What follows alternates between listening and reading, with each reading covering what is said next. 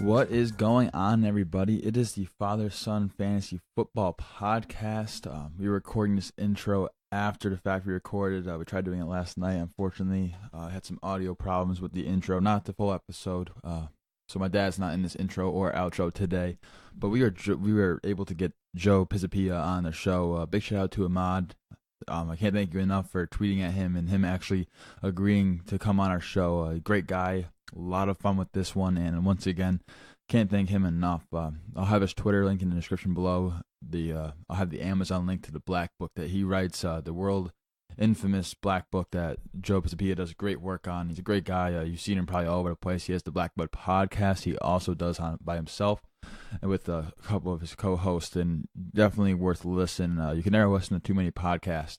But today we have the My Guys episode, flag players. We each did 3. So I did 3, my dad did 3, and then Joe did 3. And I'm not going to take too long in this intro. You can find me on Twitter at JustinFSFF, and the podcast Twitter's at FatherSonFF. We will follow you there. And if you guys are listening to us for the first time, or even if it's like your second or third time, whatever time it is listening, and you're not subscribed yet to the podcast, you could probably put the podcast right now into like a down bar and then hit subscribe, because that helps us out a lot. And you guys get to know whenever we post a new episode, which we're going to be doing 3 times a week throughout the whole season with free agent moves, start sits, and whatnot. And this year, DFS is going to be huge. And I'm very happy to announce that we are now an affiliate with the Quant Edge. And a big thank you to Elliot Christ. So, I mean, if you guys are tired of getting crushed by the pros, DFF players, sports bettors, you got to listen up right here, because thequantedge.com has the tools you need to play like a pro. They have a nice lineup optimizer, injury tool, wide receiver cornerback matchups, which is huge for DFS, a head-to-head tool, and then you're going to be armed with everything you need to win. And let me tell you, it's going to help you win. You can make up to 150 lineups in seconds just by filling out some things. You can see matchups to exploit. You can compare players to help you make the right decision you're on the fence about. So say like one week you can't decide between Mike Evans and Stephon Diggs. Using the tools on this website at thequantedge.com will help you make that decision. And it's going to be way more clear to you what guy you want to start that given week depending on matchups, because you can do that wide receiver cornerback matchup thing. You also get exclusive access to our industry experts, articles, podcast, and the Quantum Edge community by participating in the premium membership chat. That means you have access to chat with any of the writers and podcast hosts anytime this season with this membership. And then we here at the Father-Son Fantasy Football Podcast have a special deal for you who are loyal listeners. If you guys use the promo code FSFF, I'll have it in the description below, you get a 10% discount on the season-long subscription. And you have to act fast, because this deal is going to end on all the way up to August 31st. So make sure you guys go to thequantedge.com to sign up today. You guys won't regret it. It's going to make a big difference in your DFS game and even your season-long approach. Derek Brown, one of the best friends on the show and a good friend I have on Twitter, he's a writer there for the season-long content, and you know how good he is. He knows his stuff. He's a great guy, and he's going to be there, and you'll have access to talk to him all season long too. So make sure you guys go to thequantedge.com to sign up today and use promo code FSFF. But without further ado, I say we get into the show.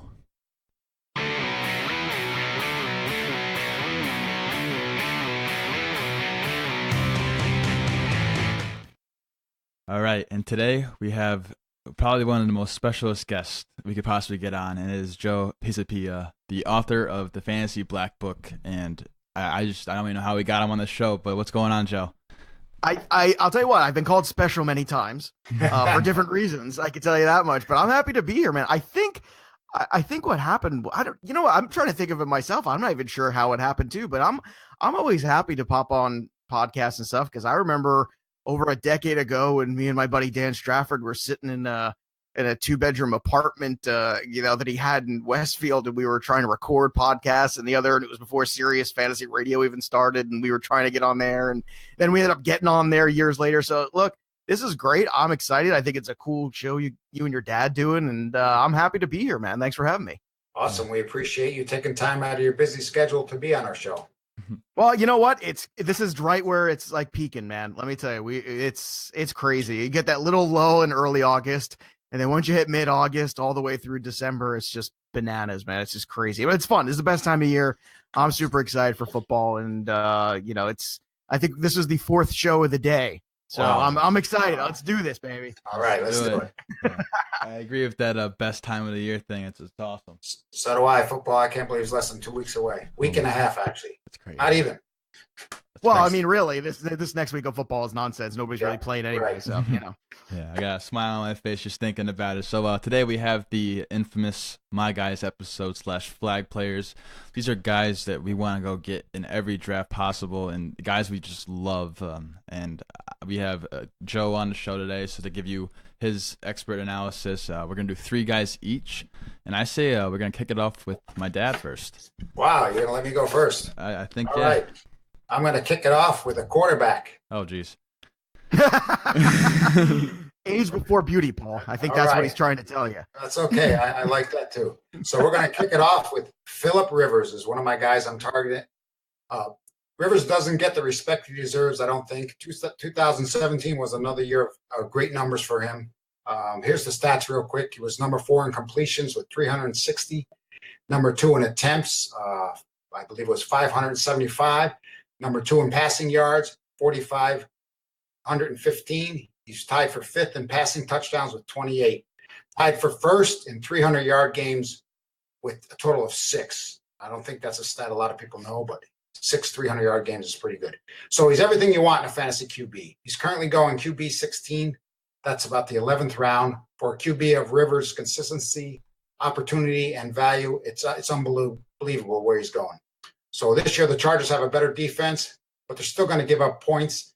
So that means Rivers, Keenan Allen, Melvin Gordon will do the same for your fantasy teams. That's put up points, baby. That's what we want. That's what fantasy teams want is points. I would not be surprised if he exceeds his number 8 finish last year with a solid 4,500 yards this year and 30 passing touchdowns. So Philip Rivers is a guy I'm targeting right around the 10th, 11th round. Wow. Bull, I love it. I'll let Joe hit on that one first. What do you guys say about that, Joe?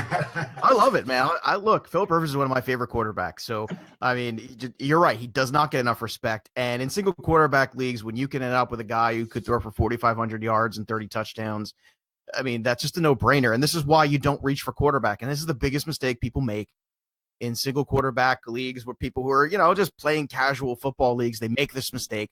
And this is the work I do in the Black Book. This is Black Book 101. Why would, there's not a whole lot of separation between in the first 12 quarterbacks between the fantasy league average QB1 and the very top of the board of Aaron Rodgers and Brady and Wilson, those guys, and then the bottom, which is more guys like Stafford and Rivers. So I love Rivers. I think the healthy Mike Williams this year could be a great red zone threat too. Gordon's been very consistent. Rivers is always one of these guys you just know what you're getting, and I love that. The offense hasn't changed. The pieces haven't changed. And in terms of value, I'm all over it, man. Give me Philip Rivers every day. Awesome. That's what I like. I like that. I agree with it. I love Philip Rivers this year. I think this is one of the few times I'm actually going to agree with my dad on this one. This guy is. Wow, you finally agree with me on something. Well, he's got to. He's sending you to college now. Now you got to worry about him sending you boxes of food every now and then, and care packages. So you better agree with him. Yeah, there you I have go. no other option. Philip Rivers. Tell him, Joe. Keep telling him. My dad loves it.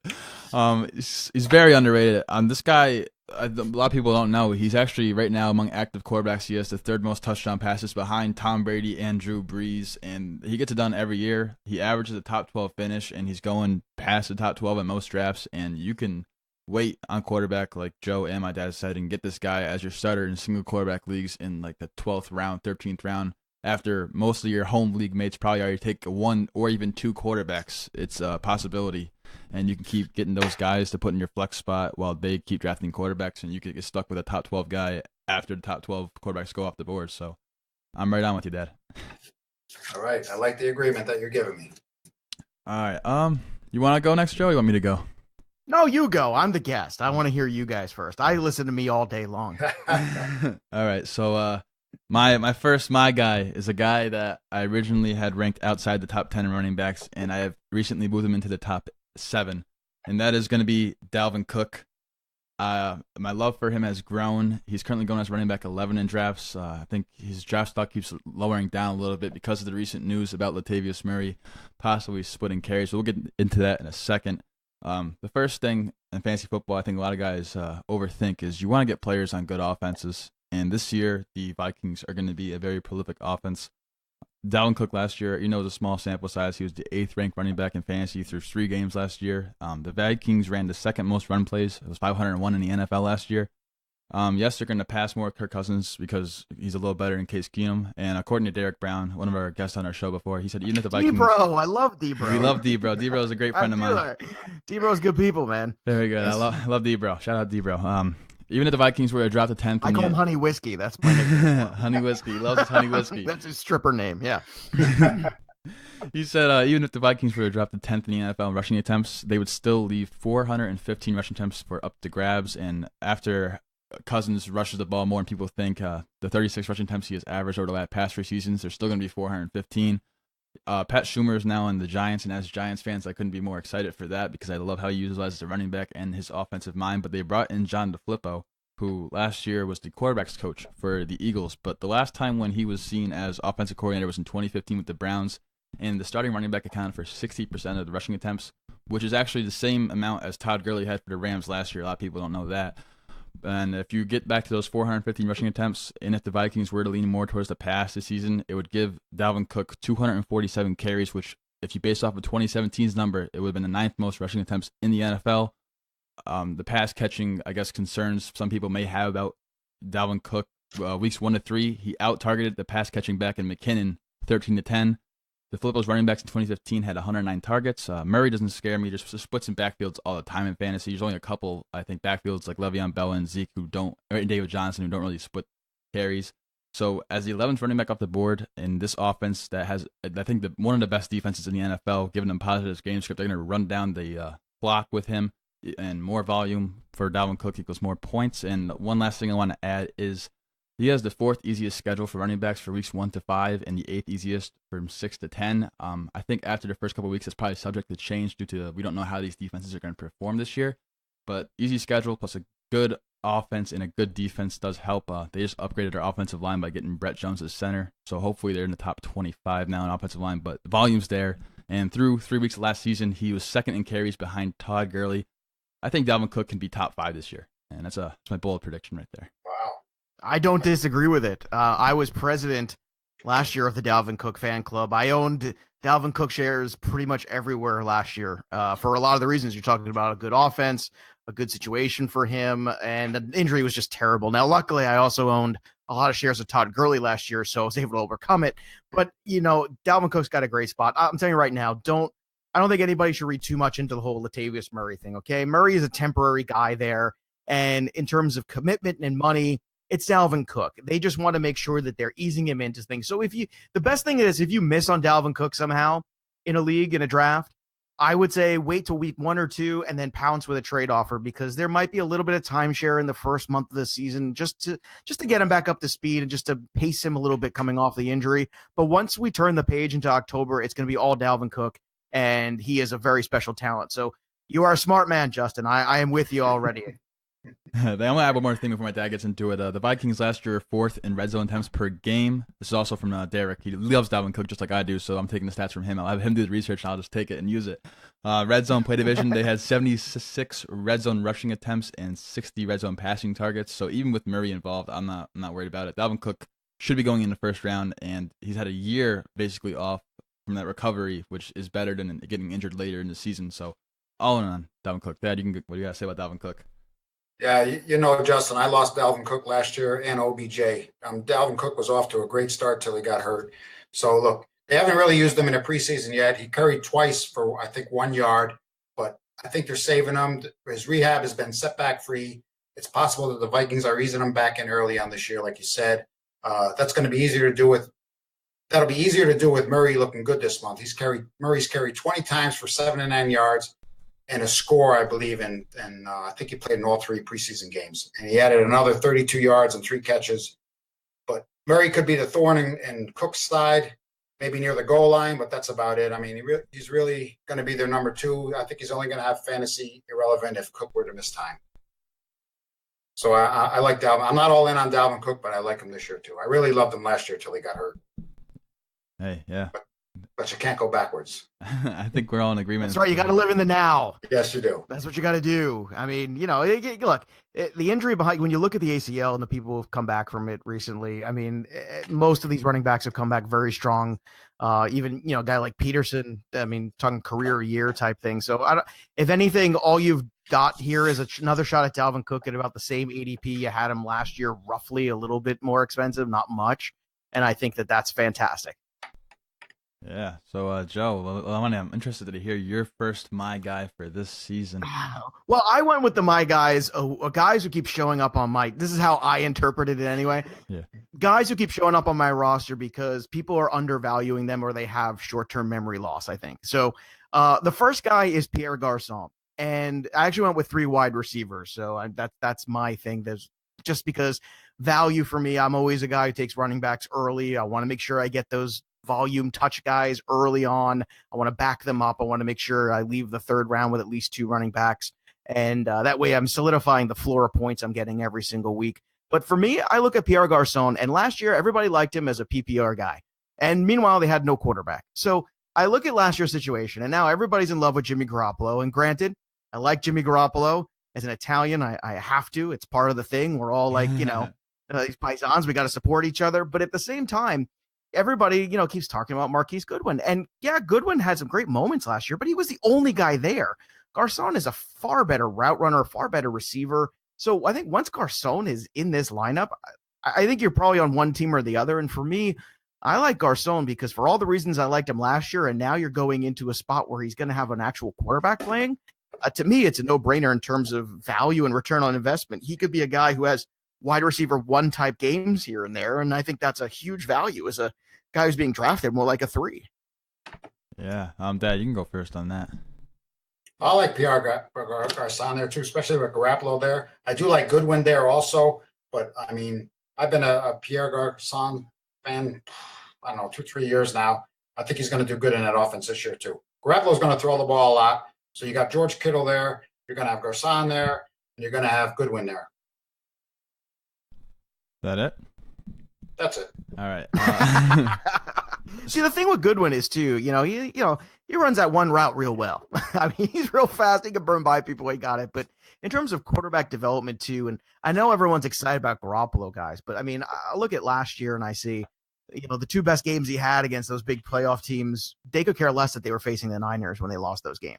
They were so far looking past the 49ers, and that's not going to happen this year. Everyone's going to be ready for Jimmy Garoppolo. I think it's going to be a little tougher, and I think he's going to have to lean on a veteran who knows what he's doing. And in terms of so far being comfortable with that, I think Garcon, hands down, is that guy. Yeah, so I love both these guys in this offense. I like Marquise Goodwin, and I also do love Pierre Garcon. In the past month, starting August 1st, you've seen Goodwin's reports out of camp, and people probably not overreacting because it looks like he has the report with Garoppolo because Garcon was injured last year. But he was going in the 9th round. Now he's going in the 5th round. He's going as a 23rd wide receiver ahead of guys like Corey Davis, Brandon Cooks, Marvin Jones, Emmanuel Sanders. So this guy's just flying up draft boards, whereas Garcon is getting cheaper and cheaper. He was in the 7th round. Now he's all the way late 9th round. And like you said, a great route runner. And I think it's easy to develop chemistry when you're a veteran like that with a new quarterback. And I can see them both getting their work, but the cheaper option is Garcon. And I think he has the opportunity to ball out this year. And I like that pick right there. It's a little shocking. I wasn't expecting a Pierre Garcon for the first one, but hey. That's me, baby. Well, like I said, my guys, the guys that every time I look up, there they are on my roster every time. Like that. All right, Dad, you want to do your second my guy for us? Okay. We're going to go with a running back. I'm going to do one at each position. So we're going to do a running back right now. Dion Lewis. I really love Dion Lewis this year, and I believe the Titans love him too because they gave him a 4-year deal for $20 million. That's big money today for any running back. He deserves it. He's coming off a big 2017 season. He averaged 5 yards per catch on 180 attempts. Lewis is a good back who figures to play a big role, I believe, in Tennessee alongside Derrick Henry. Now, I believe Derrick Henry's going 22nd, and I think Dion Lewis now is going right after him at the 23rd running back off the board. They're pretty close to that anyway. Right now, it's Henry's going 20th, and Dion Lewis is 25th. So the round difference, by the way, 404 and 507. Okay, so I'd rather have Lewis at a cheaper price than Derrick Henry anyway. I think he's going to have a bigger role than most fantasy owners are expecting, especially in a passing game where Henry has been unproven. Henry's only caught 24 passes over the last 2 seasons. Lewis, meanwhile, has racked up. And of course, he had Tom Brady throwing to him too. He had 85 catches in 30 games. The last 3 seasons, he averaged 8.2 yards per catch. Look, Henry's going to be the lead back no matter what. But with Lewis being the primary passing catching role, makes him a great pick around in the fifth round. So I like Dion Lewis this year. Yeah, so far through the preseason usage, I don't know if it's going to continue through the season, but it's basically a 50-50 split. The pass catching work seems to be secured for Dion Lewis, and I've mentioned it, I think, twice on the show already, how Frank LaFleur ran at the Rams. They ran a lot of 11 personnel sets, which Dion Lewis thrived in more than Derrick Henry. I do like both, though. They have a great offensive line. The only concern for me with Lewis is his health. I think last season was his first full 16 games, and he's been known to get a little bit injured here and there. So, but I do like the pick, and I think he's a better discount than Derrick Henry. What do you guys say about Dion Lewis, Joe? Well, here's where the show gets interesting. Finally, we got a little debate. So, all right, here's my spot. Now, look, Dion Lewis did have a great year last year. There's no doubt about that. He's also a product of that offense. And this is something that's gone back. And to see what happens, we got a Patriots fan on the show. This goes back into the Kevin Falk days in that offense. And you could go through and, you've seen James White, the Super Bowl. There's lots of guys in this role who have succeeded in the past. And it's always been the same. It's been the same role in that offense. And the reason why that role is successful is because you've got one of the greatest, if not the greatest quarterback of all time back there. And when you have to account for him seeing the field the way he does and guarding Gronkowski and guarding all these other guys because he can make anything work at any time, guys like Dion Lewis who can get out in the flat and guys who can, catch screens and things like that become really difficult to deal with. And it's not that I'm not down on Dion Lewis, but when you look at players who have been productive as a Patriot and then left the Patriots, where are they? Because I'd like to see them because I've never seen one yet. I mean, Adam Vinatieri maybe, but that's a kicker. So you really can't even get into that too much.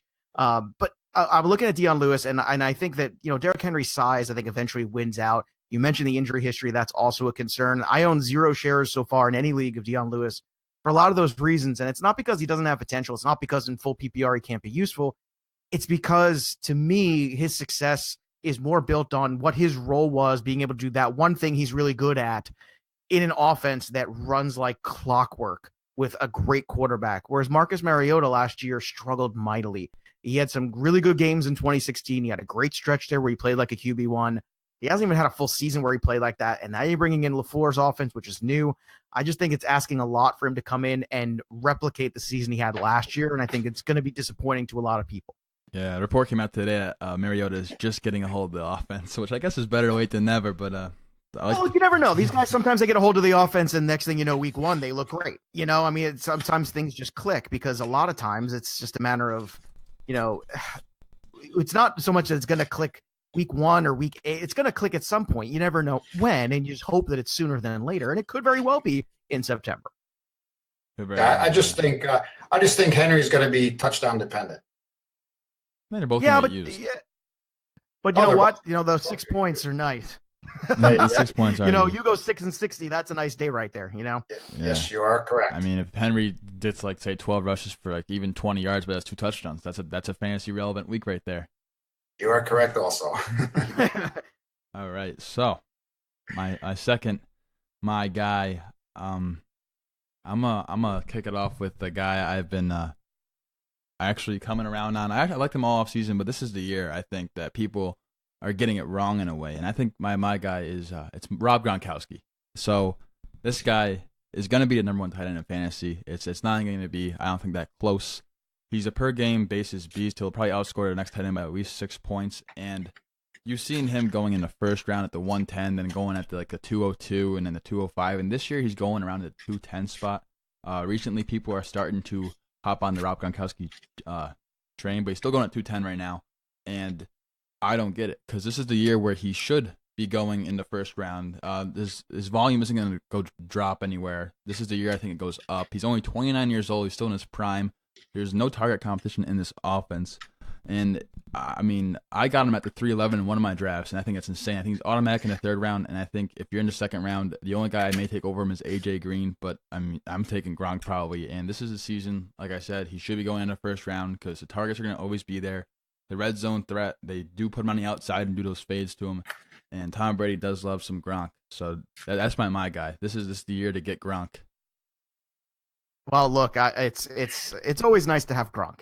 The thing is, this is the first year where his price has gotten, and I've seen him gone as late as the end of the second round in some drafts, and that to me is where you can start justifying him. You know, when people were taking him in the first round, I couldn't get behind that because, you know, in my theoretical world of the Black Book, when you're comparing players and comparing the top 12 tight ends to each other, Gronk is far and away the best one. I mean, you know, people could talk about the emergence of Ertz last year. They can talk about Kelsey having a career year, but Gronk is the guy that you can say has a shot for 1,000 yards and 10 touchdowns every year. And you can't say that about every tight end. So, and not to mention the amount of balls and what his role is in the offense.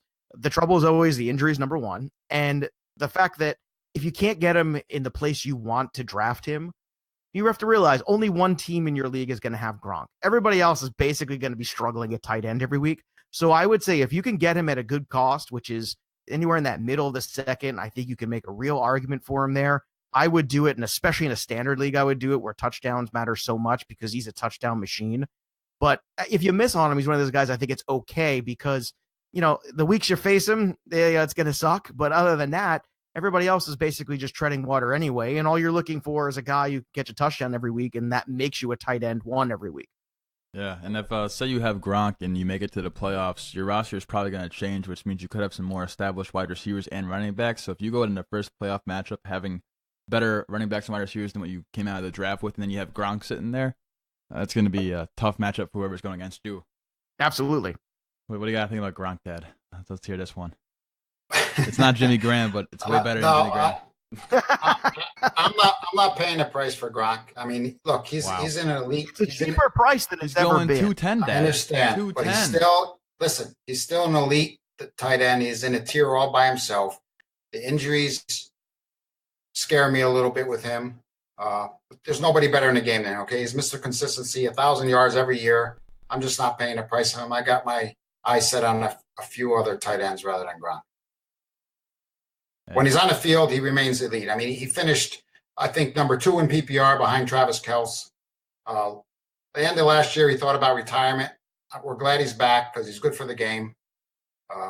And you're right, they're going to throw to him because they don't have a lot of talent in wide receiver this year. You got Edelman, who's not going to be back till what, week 5? Week 5, yeah. First 4 weeks. Right? I mean, you got Chris Hogan, who's probably going to get a lot of targets there, but Gronk's value is just going to go even higher now because they don't have the wide receivers they used to have. Yeah, for me, it's Gronk or I'm punting it. So that's where I stand on it. Well, I'm with you. And that's why I punt it, because I'm kind of like your dad. It's funny. I'm with you. I recognize how great Gronk is. At the same time, this is the one year in a long time where I feel like the value is very, very tantalizing, and I want to do it. I haven't gotten a chance to do it yet because I'm such a running back whore, and I'm still going running back. But I'll tell you, I was in flex. I was the 1 overall pick, and it was 2 picks away from me where he went, and it was right there. It was 210, and I was waiting. If he made it to me, I was going to take him with one of them, even though it was super flex. There was no way I was going to let him pass. Yeah, right there. I got him. Like you say, some guys are taking him in the first round. That's crazy. Yeah, if you wait, I don't know. Like I think you got him just in the late second round, right? I got him in our Superflex league at the 311 spot, which I was like, wow. Yeah. I mean, 311. That's a no-brainer. But I'm not taking him in. Some people are taking him in the first round. I think that's crazy. I want to. My dad's in that league. Yeah, get me in that league, please. 311 for Gronk. Holy crap! Yeah, I love it. It's awesome. What happened to the rest of these guys? Were drinking or what? I don't know. Oh man! All right. So, who is your second my guy, Joe? I'm interested to hear. I know there's nothing more thrilling to talk about than Michael Crabtree. Oh yes, yes. But let's do it, baby. Because there's another guy. Hammer Justin with that one. Yes, he is on all of my teams, and I'll tell you why. For simple reasons. He catches 8 touchdowns every year. Last year, it was a down year, but that entire Oakland team took a huge dump last year. They were just dreadful. And before that, this was a guy going 90 catches for 900 yards. Everybody wants to talk about Amari Cooper. Meanwhile, every week you get 12 points from Michael Crabtree. And now he's going into an offense that it's not thrilling. But Joe Flacco's going to throw for over 3,000 yards this year.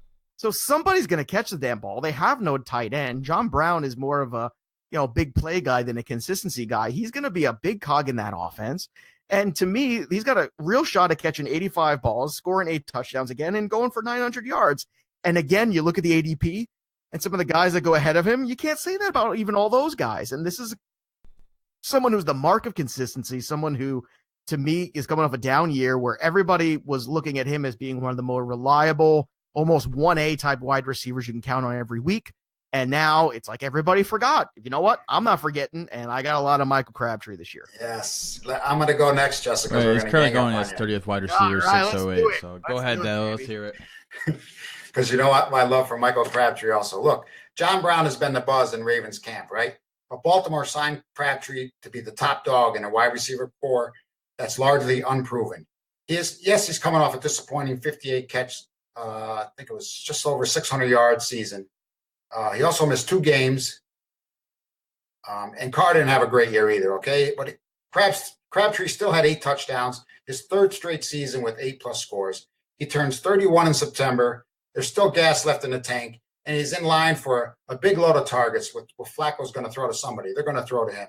It also doesn't hurt Crabtree because the word on the street now is Flacco's reportedly having his best training camp in a while. Of course he is. He's terrified to lose his job. Oh, yeah. It's amazing when you light a fire under a guy like that. All of a sudden he starts, really, focusing and playing better football. It's unbelievable, isn't it? Yep. So I love they're going to throw to him. So, Justin, we just ganged up on you. So the floor is yours. I want to hear the negative, Justin. Come on. Bring me the negative. This is fun. I'm not against Crabtree. I don't like him that much. Flacco has never had a wide receiver finish above wide receiver 17, but he's not going there. He's going as the 30th wide receiver. So if he could measure wide receiver 2, 3, the volume's going to be there. Joe Flacco does concern me. Their offensive line's back healthy, so hopefully those targets are a little better than what they would have been last year if Crabtree was in that offense.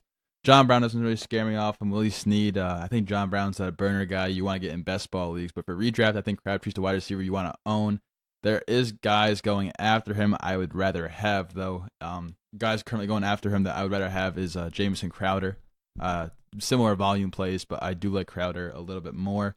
He's playing with an equally mediocre quarterback. Yeah. No offense, but I mean, one great year of Alex Smith after a decade of mediocrity does not impress me. I also rather have Nelson Aguilar now. I think he's going to probably shoot up the draft boards because of this Alshon Jeffrey news. And I also rather have Robert Woods. Nelson Aguilar has never sniffed a season like Crabtree's had. Crabtree's also getting older. This is fun. See, 1 minute I was I'm like the heel. Yeah. 1 minute I'm with one ear, then I turn on the other one and hit you with a chair. That's great. Love it. Okay, so yeah, Aguilar sucked before last year. That's because he played outside of the slot. So he went in the slot last season, finished as a wide receiver 23. This was one of the contentions for one of my guys. Now there's news that Jeffrey's going to miss at least 2 games. So that's week 3. He's very efficient on all the routes he ran in the slot. The QB rating when they threw to him in the slot, I think the lowest one was like a 69, but that was like a one route he didn't really run that much. His ceiling with Jeffrey out, who could miss more in just at least 2 weeks, I think it's a top 15 wide receiver. He had more targets in red zone than Alshon Jeffrey. He was 4th in the league in slot receptions last year behind the elite guys such as Larry Fitzgerald, Golden Tate, and Jarvis Landry. I think Crabtree's going to get his targets, so he gives you that nice floor, but I don't really know what Crabtree's ceiling is. So if he's going off my wide receiver 2 or 3, probably a guy I'm going to put in a flex spot unless you go running back heavy. I don't like putting a guy who has a higher floor. I'd have a guy who has a higher ceiling in my flex spot. But I don't have a problem with Crabtree. I'm a big Crowder guy from last year, too. My problem with Crowder is, last year I kept telling people, buy back in. He's better than this. And I don't know. I know he was never healthy all year, and I was a Jamison Crowder truther 2 years ago, and people were like, what, you're nuts. But he was clearly, my problem is I'm concerned that part of the reason he was good is because he had guys like Garcon around him. And once that core got thinner, he became the guy. It was much harder for him, and he didn't have that gear that I thought he did, and that was my only drawback. Whereas Crabtree is used to being the guy. He was the guy in San Francisco, and I'll be honest with you, everyone can talk about Amari Cooper all they want. You go back and you'll get the game logs. Amari Cooper has one good game every month. Last year he had one good game, period. It was always Crabtree all the time.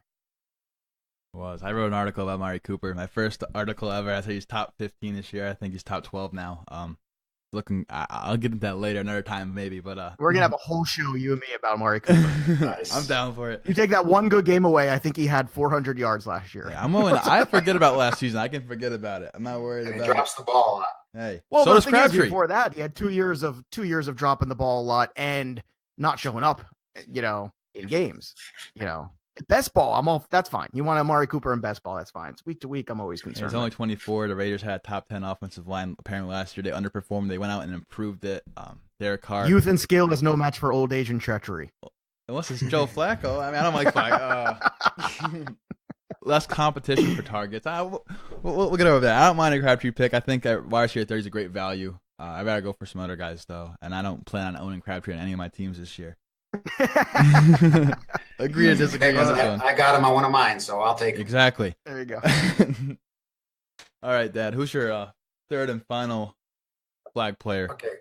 I got a couple guys here I could give you, but I'm going to give you one that will probably give us some debate Oh, jeez. because you're going to be shocked at this one, Justin. Oh, am I? I've had this guy in the past, and he's been nothing but frustrating. Oh, jeez. So it's a tight end. So you know my love for Jimmy Graham if you listen to the podcast. So if I'm not getting Jimmy Graham because someone else sniped me on him, the guy that I'm looking to take is Jordan Reed. Look, you can't win in fantasy football by playing scared. Passing on Reed at his mid-8th round ADP is playing scared. If you're waiting on a tight end, he'd be the guy to grab. Is he an injury risk? You bet he is. I mean, he's never played a full 16-game season. He missed 28 games over the last 5 years. That's a lot. But when he's on the field, as we all know, he's a fantasy force. He led all tight ends in PPR points per game in 2015 and 2016. That's right, even higher than Rob Gronkowski. He's had offseason surgeries to, I think, he removed a bone in both his big toes because he's been having foot problems. He says he feels 100% better. Washington has limited him in camp so far, but if he's healthy going into week 1 and you drafted him, he could be your difference maker that your team needs. So I'm all in on Jordan Reed if I'm waiting on a tight end. I knew it. Now, Well, I will say this. I'm going to say this. I think that Jordan Reed this year, considering the cost, is worth that risk because I do think he's a guy that if he plays, and with Alex Smith's history of being, useful with tight ends over his career, including Vernon Davis, who's there now too, there's a really good chance that that's going to be a difference maker. And it's hard to find a tight end difference maker. And the fact you pay nothing for him, it's one thing a couple years ago where you're paying the 4th round for him or 5th round. That's tough. Right. Yeah, I know a lot of people did. And there was risk in there. And unfortunately it didn't work out. Now the risk is so minimal. And I think that there's some tight ends this year, like Eifert, who, is back and healthy, that I'm not big on taking a second tight end, but I think if you take a Jordan Reed, that it would be smart to pair him with a Brait or a Ricky Seals-Jones or somebody like that, because then at least if you can get through September and he's healthy and you want to drop the other tight end, that's fine.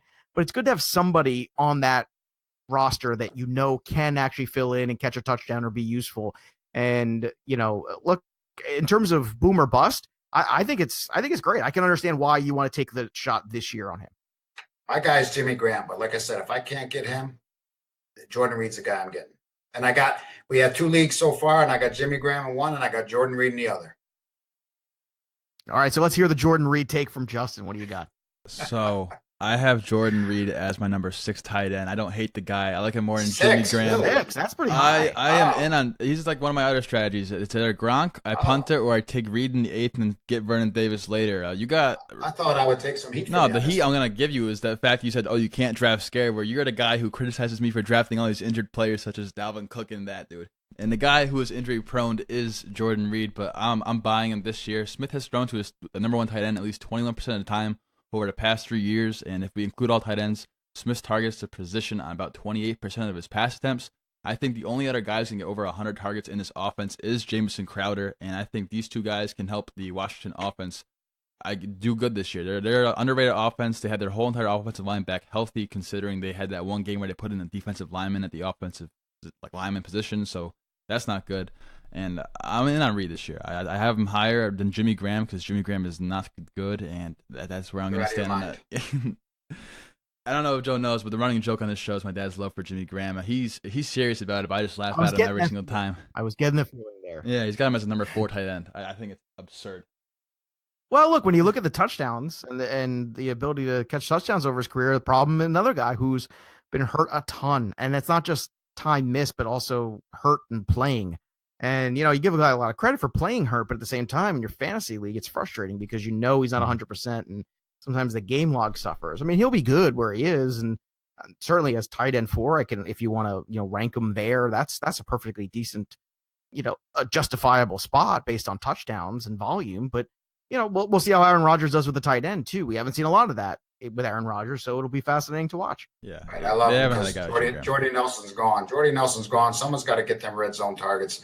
Like I say, I got Reed in one league, Jimmy Graham in another. It could be a frustrating year for me with tight ends, but it could also be profitable. So I'm hoping on the later to profitable. Yeah, your dad's gonna be really happy or really cranky by Thanksgiving. Yes, thank you, Joe. That's right. Just when you come home for the holidays, Joe. I'm not gonna go near him. Just be aware what you're walking into and what you need to bring. Either whiskey, or you're gonna have to bring you can bring a cake or something like that. Yeah. He'll be apologizing to me, I hope. All right, I'll give another Jimmy Graham thing. So I think that Rodgers is going to throw for almost 40 touchdowns this year, and you split it up. I think Devontae Adams is probably going to have at least 10 this year.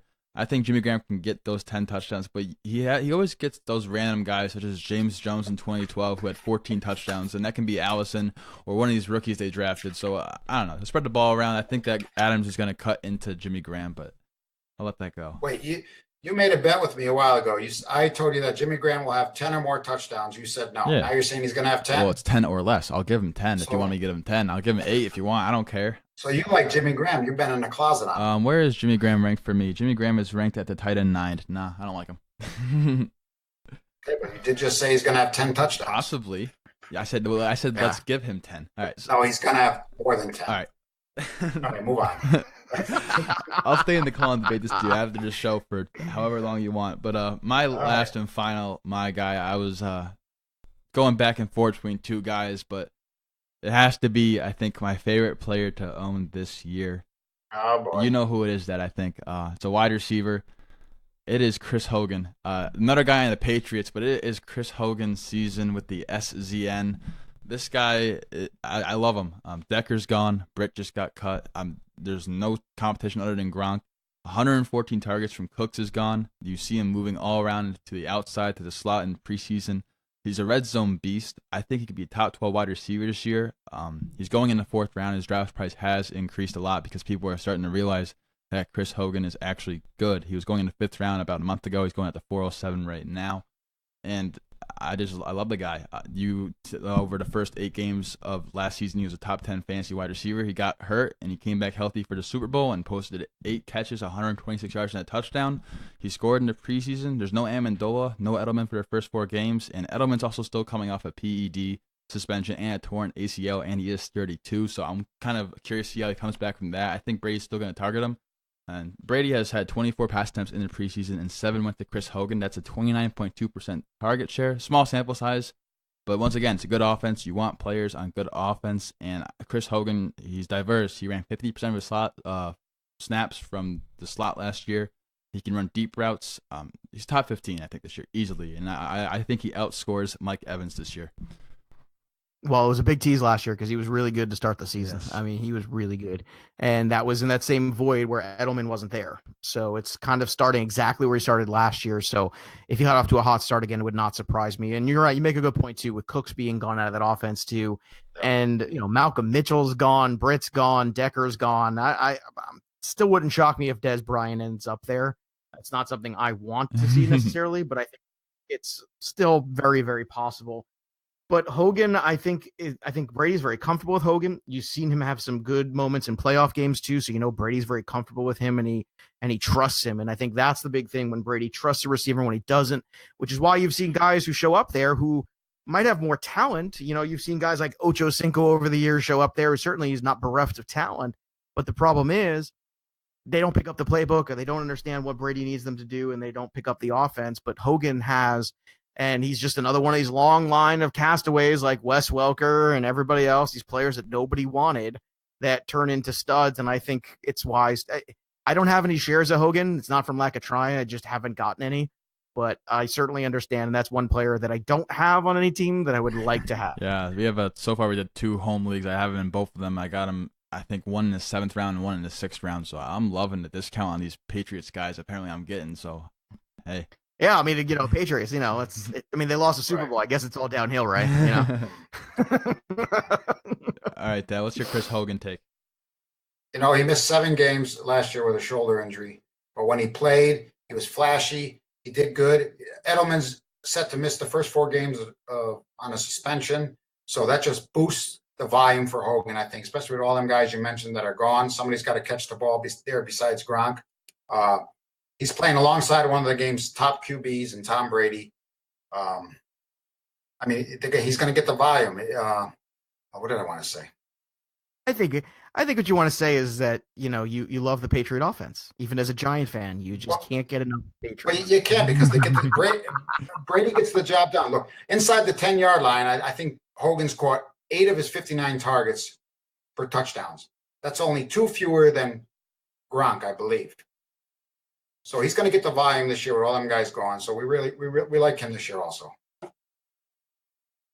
We do. It's Chris Hogan season. He's my guy. I don't have him on any of my teams either. That's because I have him. He's moved way up in ADP also. Well deserved. This guy's gonna. So is it down to me now? Is this the last one? This is the last one. The last one, Joe. Let's see if... All right. I told you I was going to stick with 3 wide receivers. Another guy who's on all my teams. I feel like it's Emmanuel Sanders. Another guy. You know what? Correct answer sound effect right there. We love it. Yay! See, we've all come back together. Yes. We've all come back together at the end. See that? I love it. And this is for all these same reasons. Just take last year and the absolute train wreck that was the Denver Bronco offense and no quarterback play. And look, Case Keenum is not Aaron Rodgers, but Case Keenum was perfectly fine last year. He took a team within a step of the Super Bowl last year, okay? So that says a lot. And if you look at Case Keenum early on, he's been pretty good so far in the preseason. He's got some weapons here. He's got Demaryius Thomas there. He's got Sanders. I think Freeman's going to be a good player. I said that before when they drafted him, and I said he would probably take over that role. And sure enough, it looks like he's going to be that guy. And I'm looking at Sanders as another guy who can catch 85 balls on a given year. He's a guy that's, can go over 900 yards. He's a guy that can catch touchdowns. He's got big play capability. Wasn't healthy last year, was in a terrible situation last year. And it's like all of a sudden he's on the island of misfit toys, and I don't get it. I just don't understand. It's like I want to dial everybody back a year and say, just do you remember when everybody, like for a couple years, was perfectly content of the 2 or 3 good years in a row that Emmanuel Sanders had? I mean, how could he just throw that out the window off of one down year that really wasn't his fault? It was just a bad combination of things. I agree with that, Dad. What do you got to say about Emmanuel Sanders? I know you like him. I agree with that, too. I also love Emmanuel Sanders. Last year, he missed 4 games. He was limited in a few games because of ankle injuries. They've had terrible QB play since Peyton Manning left. I mean, prior to last year, Sanders has turned in 3 straight top 20 PPR finishes. Like I said, without the quarterbacks. I mean, so even if Case Keenum can provide consistent QB play, Sanders should return to wide receiver 2 territory. And if look what Keenum did with Thielen and Diggs last year. Absolutely. Why can't he do that with Demaryius Thomas and Emmanuel Sanders? Right. And it's such a huge home field advantage in that place too. Yeah. So okay, and if Keenan looks like the guy we saw in Minnesota last year, like Joe, you were just talking about, I believe Sanders could flirt with wide receiver 1 production. Just remember this. He's done it before. Yeah, and just remember this, Joe. You just said it. Keenan just supported a pair of 220 wide receivers, or 2 top 20 wide receivers in Thielen and Diggs. So I think he can get it done. He can if he has a great year, he could be wide receiver 1 production. Love it. Wow. Love it. All right. And you're getting him what? Is it still going 2 rounds later than Thomas? Usually somewhere around a round or 2. Yeah, it depends on the draft. Yeah, so that's another good value right there. All right. Yeah, Sanders is currently going Justin, at 604, and then you got Thomas at the 410. I said it in their most recent episode. I said that Sanders is going to outscore Demaryius Thomas this season. Yes, you did. I love Emmanuel Sanders. I will say the 2 downsides to him. That way we get the full spectrum rather than all of us just being, yes, all hail Emmanuel Sanders. The one thing is he's a little bit of a bunch scorer, but hey, you want to win weeks, not the whole, it's a weekly game. So I'll take the bunch scoring. And the other thing is the injuries last season were soft tissues, so those tend to linger. But like my dad said earlier, you can't draft scared. So I'm all in on Emmanuel Sanders. You saw Keenum, like I said, he targets the slot the most out of anyone in the NFL last year, which was 25%. And so far in preseason, Sanders has lined up in the slot 70% of the time. It's also Emmanuel Sanders' time to shine. I like him and Chris Hogan. They're both values still. And as long as Sanders stays outside the top 15, I'm taking him in every draft that I can if he falls to me. All right. This is no-brainer. See, look, we all come together. Yes. At the end of the day, that's good. We all agree. So that was a fun episode. We each gave you 3 of my guys. So, Joe, if they aren't already following you on Twitter and all that, where can they find you and what are you doing in the fantasy community? Well, I'm hard to avoid. I'm one of those guys, that's for sure. Well, of course, the Fantasy Football Black Book 2018 still on Amazon. Number 1 in fantasy sports, but also number 1 in football books. Number this 1 year for a stretch.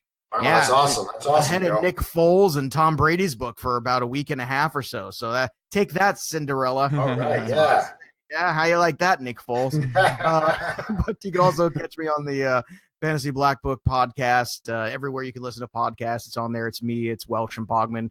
It's a real fun show. If you like to have a good laugh and you like good information, it's certainly a great spot. And we got great guests on there. And you can follow me on Twitter at Joe Pisapia 17. So thanks for having me on, guys. It was great to be on here. Dude, it's so great that you're doing this together.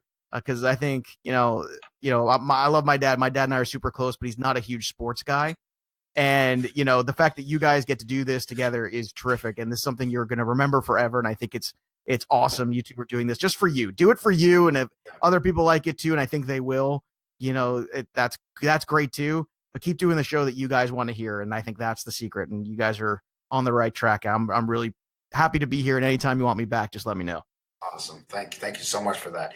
Justin came up with the idea, and I said, no way, I don't get into that till August. Then he hit me with, well, I'm going to be going off to school. We could spend time together. I was hooked right there, and I'm glad we did it. So how many episodes have you guys done? This would be our 38th episode 38th, right here. Yep.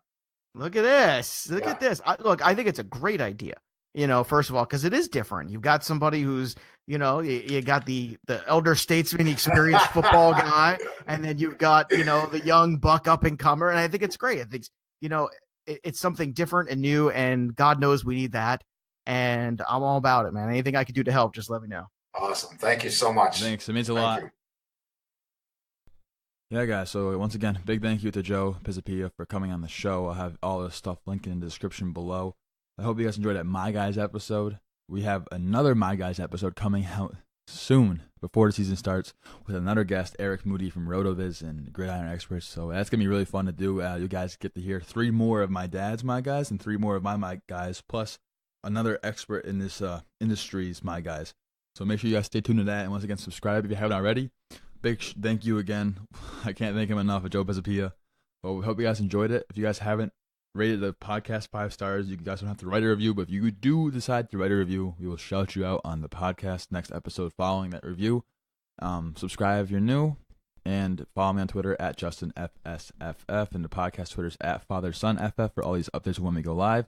We are going to get back on the YouTube grind soon, but we hope you guys enjoyed this My Guys episode. And once again, go to the Quant Edge and get that season-long membership package and use code FSFF at checkout to get 10% off. That's up till August 31st. This is going out like a day before, but hey, go there right now, check it out. Great content. It helps you make those decisions, and it'll make you money. Like, you're gonna spend money on this, obviously, but you're gonna make money back because of the tools they have and the advantages it gives you over the other DFS players. So go check that out in the description below. Code FSFF. But yes, we'll see you guys shortly with our next episode, and I can't wait for that.